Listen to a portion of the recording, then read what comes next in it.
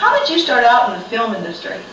Well, it was quite by surprise. I got a call from the local film critic, Jeff Miller, who was a college friend of mine, and asked if I would be interested in applying for a job as a casting director on a movie that was coming to town. And so I went and interviewed for that, and it was Robert Altman's movie called Rooster McCloud, and so I ended up doing that movie, and then that led to another movie called The Last Picture Show, wow. Which led to other movies, and totally unexpectedly I got involved in the movie industry. I was a theater person. So as a child you didn't want to be in film? And didn't want to be in film. I never expected to be in film. My expectation was to work in the theater. When I was a kid, I was more interested in the Broadway stage and musical theater.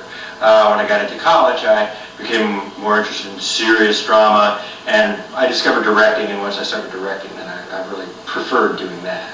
Now, you were here in theater at the Alley Theater, weren't you? I was with the Alley when they had a school, and was a teacher at their merry-go-round school for one season. And that put me in touch with a lot of the Alley people, but I wasn't a member of the actual company. So what did you see as far as working in theater versus film? What did you see as the big differences? If somebody's in theater, what's the transition into film? Well, I think that theater is a very good first step. I think it's a good preparatory place to, you know, to learn the basic things that you need to know. As far as differences, it's a difference for the actor, especially in matters of degree. The type of performance that it takes to play on the Broadway stage won't work on the big screen. You need to tone it way down in order to be believable. So that's pretty different. And also we shoot totally out of sequence.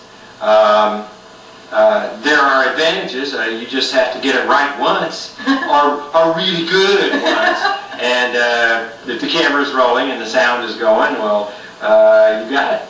Great.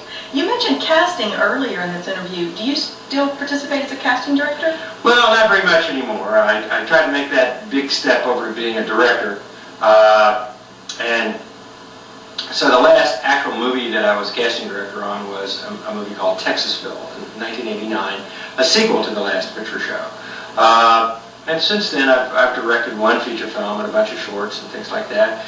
But, you know, I'm not opposed to casting another project if it's the right thing. I know a lot of our viewers are probably interested in your classes you teach, because I know that you have classes, you have a studio and you teach classes. Can you talk a little bit about that? Well, I specialize in acting for the camera. I put people through their paces. One thing that we learn is camera technique. Since I've been a casting director for so long, I teach audition technique and a certain amount of career counseling. And we work on scenes for movies or movie-style scenes, so people can